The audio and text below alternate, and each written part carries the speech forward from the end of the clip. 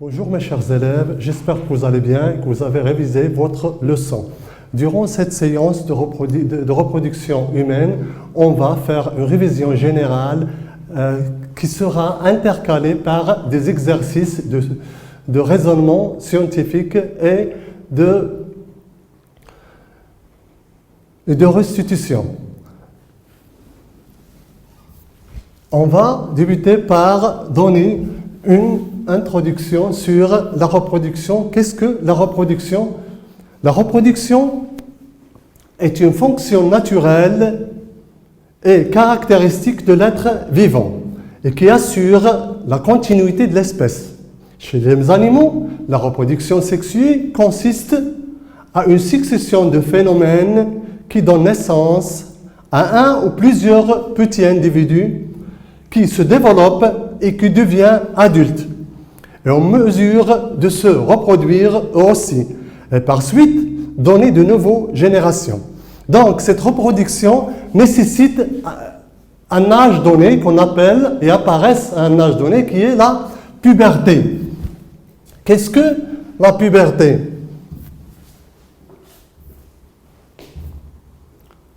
La puberté est la période de la vie. Le corps passe de l'état d'enfant à celui d'adulte. Les organes sexuels et le corps dans son ensemble évoluent, se développent et ou changent de fonctionnement. La croissance s'accélère. L'adolescence s'approche de sa taille adulte à la fin de sa puberté. Son corps sera capable de se reproduire. La fonction de reproduction est alors dite acquise. On constate deux types de caractéristiques sexuelles qui apparaissent durant cette période, qui sont les caractéristiques sexuelles primaires qui caractérisent les organes génitaux et les caractères sexuels secondaires qui caractérisent le corps en général.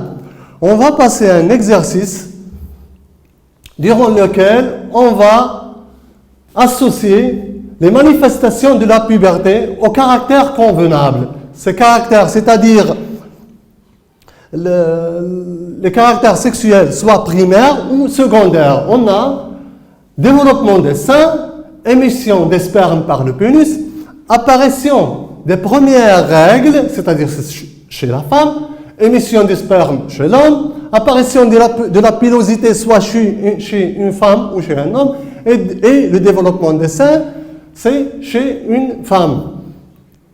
Pour les caractères sexuels primaires, les caractères sexuels primaires, on a dit qu'ils caractérisent les organes génitaux, donc généralement ce soit l'émission du sperme par le pénis et l'apparition des premières règles chez une femme.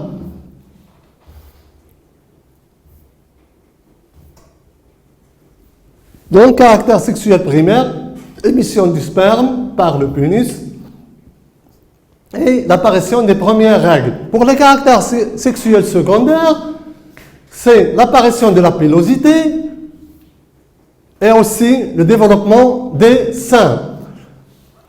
Les caractères sexuels primaires, on a dit qu'ils caractérisent les organes génitaux. Et donc, quels sont les organes génitaux de l'homme, ou on les appelle les organes reproducteurs. Les organes reproducteurs est l'ensemble des organes dans notre corps qui servent à nous reproduire, c'est-à-dire à donner naissance à de nouveaux humains. Ils sont différents selon que nous soyons un homme ou une femme. Chez la femme, c'est le vagin et chez l'homme, c'est le pénis. Notre appareil reproducteur nous permet de pouvoir nous reproduire ou autrement dit, avoir des enfants. On va passer à un exercice durant lequel, avant ça, on va voir les organes mâles puis les organes femelles. L'appareil reproducteur masculin ou organe mâle. Généralement, l'organe mâle est constitué par des testicules et un pénis. Au niveau du pénis, on trouve le méa utéral, la glande et l'urétère. Et tout ça, il constitue le pénis. On a aussi les testicules et le scrotum, ainsi que l'épididyme. Ça, c'est pour... Et la prostate, ce sont des glandes de l'appareil génital. Pour l'appareil génital femelle ou l'appareil reproducteur féminin, il est constitué par un vagin, par le col de l'utérus, les ovaires, la trempe de Fallope et les ovaires. Maintenant, on va passer à un exercice durant lequel on va essayer de légender l'appareil génital et ses femelles et ses constituants. Légender le schéma à partir des mots suivants. Ces mots sont trempe de Fallope, le pavillon de la trempe, l'ovaire, les ligaments de l'ovaire, le col de l'utérus, la muqueuse vaginale, le vagin, l'endomètre de l'utérus, le muscle et les ovaires. On a l'appareil génital femelle, généralement, c'est le vagin, ainsi que la muqueuse vaginale. On a le col de l'utérus, les ovaires, la trempe de Fallope, l'utérus, les muscles, où on dit que c'est l'endomètre de l'utérus, la trempe de Fallope, les ligaments de l'ovaire et les ovaires, tout ça, et le pavillon. On va maintenant passer à l'activité cyclique de l'ovaire et de l'utérus pour savoir la relation entre l'ovaire et l'utérus chez une femme. Qu'est-ce que l'activité cyclique de l'ovaire et de l'utérus? Les règles et l'ovulation, c'est un phénomène cyclique, apparaissent chez la fille à la puberté et durent jusqu'à la ménopause. Il marque le début du fonctionnement de l'appareil génital féminin. Chez la femme, l'appareil reproducteur a une activité cyclique, c'est-à-dire à chaque mois, qui se manifeste notamment au niveau des ovaires, cycle ovarien avec la production d'un ovule, et au niveau de l'utérus avec l'apparition des règles et la destruction de la muqueuse utérine, et puis la régénérescence de cette muqueuse pour la préparation à la nidation s'il y a une fécondation.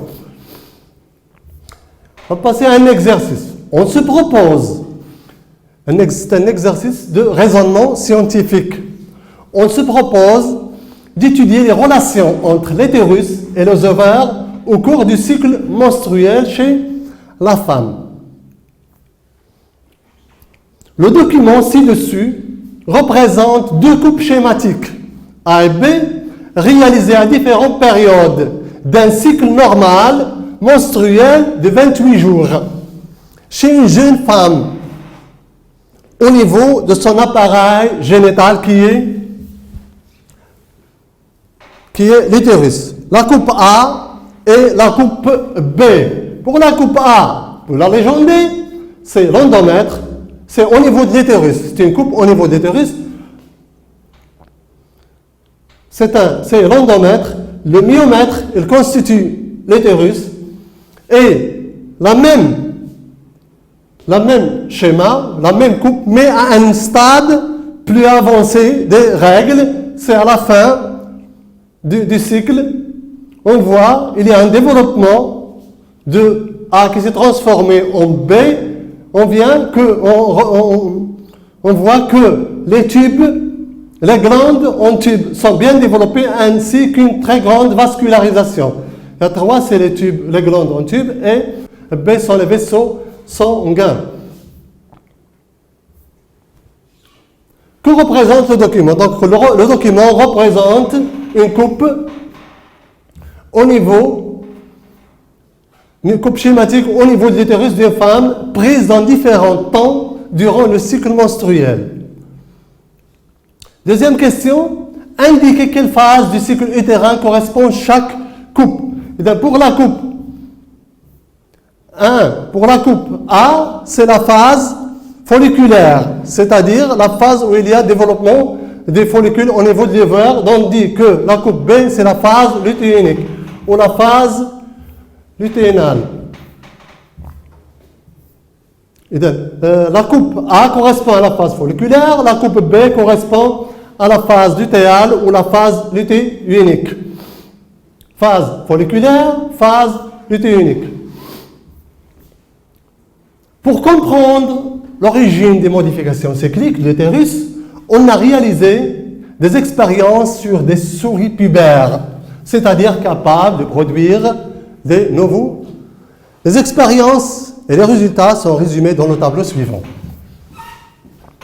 Première expérience, on a 4 expériences. La première expérience, consiste à l'ablation de l'utérus.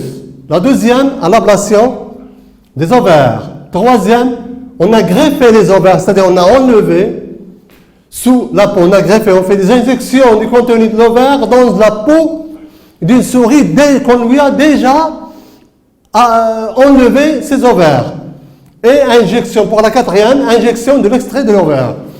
Pour la première et la deuxième expérience, on a l'ablation de l'utérus, aucun effet sur le cycle ovarien.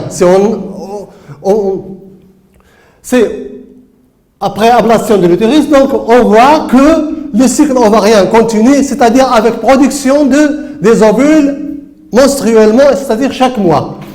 Tandis que l'ablation des ovaires, il y a arrêt cyclique des cycles utérins, c'est-à-dire il n'y a plus de règles et atrophie, l'utérus devient atrophié. Tandis que, troisième expérience, on a greffé le greffage d'ovaires sous la peau de la souris qu'on a déjà mis une ablation de l'ovaire. On observe que l'utérus retrouve son aspect normal et reprend ses cycles. Pour l'injection de l'extrait ovarien, comme résultat, on a l'utérus retourne à son activité cyclique.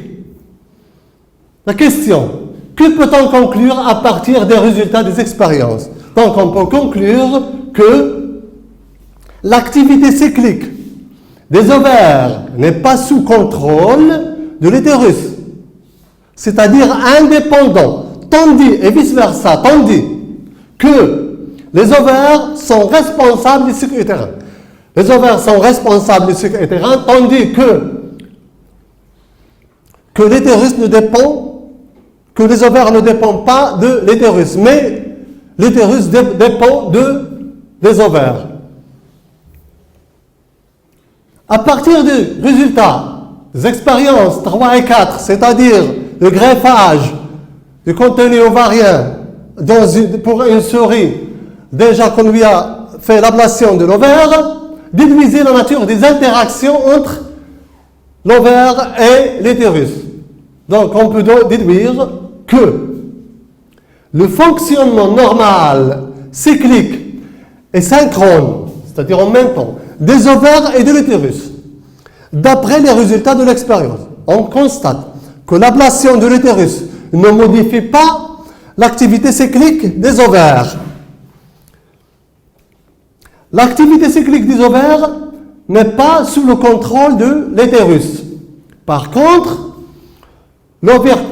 l'ovarectomie bilatérale, c'est-à-dire des deux ovaires, qu'on a mis l'ablation, induit une atrophie de la muqueuse utérine et donc un arrêt de l'activité cyclique de l'utérus. Ce sont donc les ovaires qui commandent le fonctionnement utérin. On va passer à la fécondation et la nidation. Qu'est-ce que la fécondation? La fécondation correspond à la fusion entre un élément mâle, un spermatozoïde, et un élément femelle, un ovule, pour donner une œuf, c'est-à-dire une cellule unique, l'œuf, qui sera à l'origine d'un embryon. Généralement, la fécondation se fait après un rapport sexuel. Les étapes de la fécondation. On voit sur le schéma un certain nombre de spermatozoïdes qui entourent une cellule unique qui est l'ovule déjà sécrété lors du cycle ovarien. Son noyau est constitué par une enveloppe de l'ovule. Après, il y a un spermatozoïde qui va entrer. Le spermatozoïde tente de traverser l'enveloppe qui entoure l'ovule. C'est-à-dire, un seul spermatozoïde va pouvoir entrer à l'intérieur ou traverser l'enveloppe de l'ovule et la membrane cytoplasmique de l'ovule pour pouvoir fusionner avec le noyau et libérer son noyau pour pouvoir fusionner avec le noyau de l'ovule. Le spermatozoïde fusionne avec l'ovule. L'enveloppe empêche alors, l'autre enveloppe, empêche alors les autres spermatozoïdes de traverser l'ovule après qu'il a été fécondé. On peut voir qu'après l'ovulation et la fécondation, on a libération de l'ovule. Cet ovule sera fécondé dans la partie supérieure, c'est-à-dire le tiers supérieur de la trempe de Fallope, et il va subir, après le fusionnement du noyau, il va subir des divisions, il va passer du stade une cellule, c'est l'œuf, à stade de cellule, avec une migration vers l'utérus. Il va passer de 2 cellules, 4 cellules, 16, puis on va obtenir une nidation de le 6e au 7e jour et la formation d'un embryon. Une fois arrivé dans l'utérus, l'œuf va s'implanter dans l'endomètre en s'enfouissant dans la muqueuse selon des mécanismes complexes. Cette implantation est appelée nidation. Elle survient généralement entre le 5e et le 8e jour. L'œuf ne peut s'implanter dans l'endomètre que si celui-ci est respectif, sous l'influence des sécrétions ovariennes. La muqueuse utérine est épaisse et richement vascularisée. On va faire un exercice. Le document ci-dessus représente 4 étapes essentielles de la reproduction. Première étape, deuxième étape, troisième étape, quatrième étape. Première question, identifier les 4 étapes. On a la première étape, on voit bien qu'il y a formation de l'ovule et libération de l'ovule, c'est l'ovulation. La deuxième étape, c'est, on voit que le spermatozoïde fusionne et rentre en contact avec l'ovule, donc c'est la fécondation. Puis on regarde qu'après cette fécondation, on voit que la cellule, ou bien la cellule unique qui est l'œuf, va subir un certain nombre de divisions. En même temps, il va y avoir une migration. Donc, division et migration. Pour la dernière étape et la quatrième, c'est l'étape de la nidation. L'ovulation en 1, fécondation, division et nidation. De déterminer le jour de l'étape 1 pour un cycle normal de 28 jours. Donc l'étape, c'est le 14e jour de l'ovulation. Le jour de la première étape, qui c'est l'ovulation, coïncide avec le 14e jour, puisque le cycle menstruel est normal. En se basant sur le document, déterminer le lieu de déroulement de la deuxième étape. Et bien, la deuxième étape se déroule dans le tiers supérieur, ou les 2 tiers supérieurs de la trempe de Fallope. le tiers supérieur de la trempe de Fallope. En dernier, déterminer le jour de l'implantation, une édition de l'embryon. C'est à partir des jours, on peut déduire que l'anidation se fait le 5e ou le 6e jour. Maintenant, après qu'il y a eu une nidation, il va se former un placenta. Le placenta est son rôle dans la croissance de l'embryon, puis le fœtus. Le placenta est un organe unique qui connecte physiquement et biologiquement l'embryon en développement à la paroi utérine. Durant toute la grossesse, le placenta apporte à l'embryon, puis au fœtus, va lui apporter de l'eau, les nutriments et le dioxygène dont il a besoin. Il va évacuer aussi le dioxyde de carbone qui est libéré lors de la respiration, ainsi que les déchets libérés lors du métabolisme, tels que l'urée, l'acide urique et un certain nombre de déchets par l'embryon. Pour un exercice, complète le paragraphe suivant par les mots ci-dessus convenables. Le dioxygène, le placenta est nutriment. Le texte est est une sorte de plateforme d'échange entre la mère et le bébé. Le placenta est un organe temporaire expulsé après l'accouchement. C'est notamment à travers lui que et les élèves nécessaires au développement du fœtus sont transmis. Donc, qui est la plateforme? Donc, le placenta. Le placenta est une sorte de plateforme d'échange entre la mère et le bébé.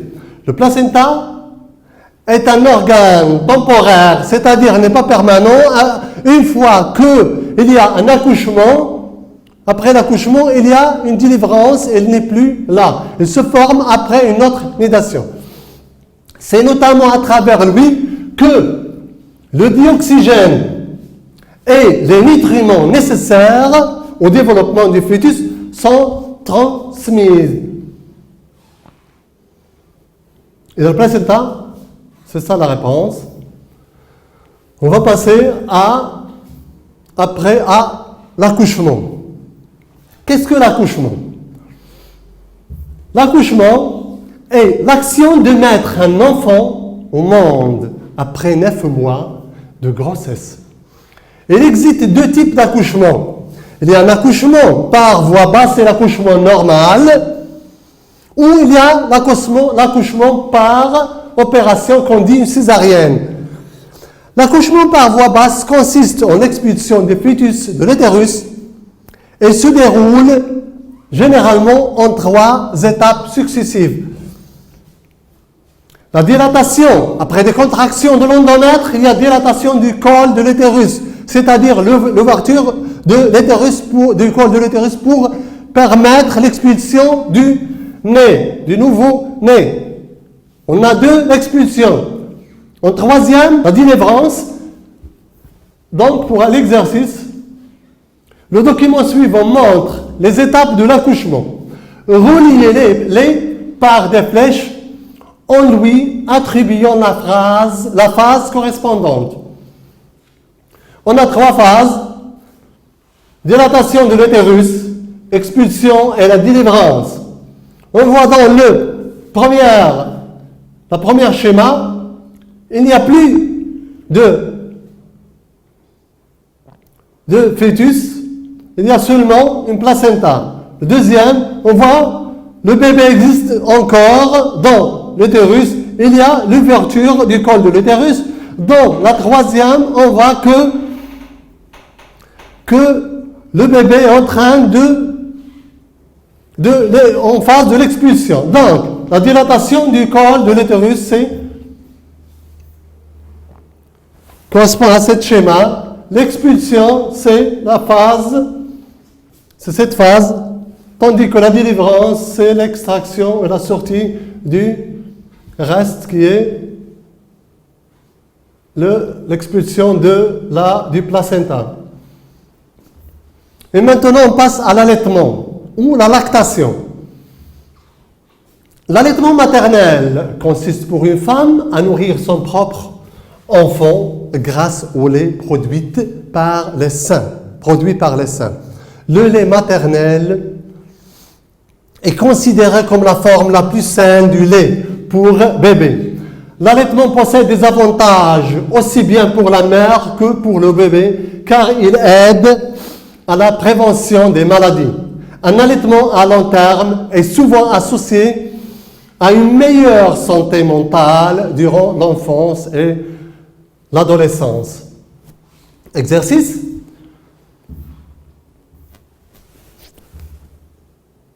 Écris vrai ou faux devant chaque consigne. La première consigne, le lait maternel contient les aliments nécessaires à la bonne croissance de l'enfant. Donc, c'est une consigne vraie. La deuxième consigne, le lait maternel protège contre les maladies telles que l'asthme et les allergies. Donc, c'est une consigne sur les bienfaits du lait maternel. Donc, c'est une consigne vraie. Troisième consigne, le lait maternel diminue les risques de certains cancers comme celui de l'ovaire et du sein pour les mamans. Donc, c'est une consigne aussi vraie. Troisième consigne, le lait maternel est très coûteux par rapport au lait artificiel. Donc, c'est une consigne fausse. Car il est toujours à la disposition et ne nécessite pas une préparation au préalable. On va passer aux méthodes contraceptives. La contraception désigne l'emploi des moyens visant à empêcher qu'un rapport sexuel entraîne une grossesse. Elle est définie comme étant l'utilisation des agents, de dispositifs, de méthodes ou de procédures pour diminuer la probabilité de conception ou l'éviter. Plus généralement, la contraception peut s'intégrer dans une stratégie de contrôle de naissance ou de planification familiale à un niveau individuel ou collectif. Les moyens contraceptifs qu'on connaît, les préservatifs masculins et les préservatifs féminins, ils empêchent la fécondation. Le diaphragme aussi empêche la fécondation, c'est-à-dire le passage des spermatozoïdes vers la trompe de Fallope pour féconder les stérilés. Il empêche la nidation, même s'il y a une fécondation, il empêche la nidation au niveau de l'utérus. Les pilules, elles empêchent l'ovulation, elles arrêtent l'ovulation. Aussi, les implants contraceptifs, ils empêchent l'ovulation. Exercice. Indiquez sur le schéma les endroits où agissent les méthodes contraceptives suivants. Le stérilet, le préservatif, la pilule, le diaphragme. On a un schéma de l'appareil génital femelle et on a le stérilet arrête, inhibe la nidation, tandis que le préservatif, il arrête la fécondation. La pilule aussi, il arrête, il ne permet pas l'ovulation, tandis que le diaphragme aussi, il empêche la fécondation, il ne laisse pas le passage des spermatozoïdes. Je pense que vous avez bien saisi cette partie de révision qu'on a fait. Merci pour votre attention, chers élèves, à une autre séance.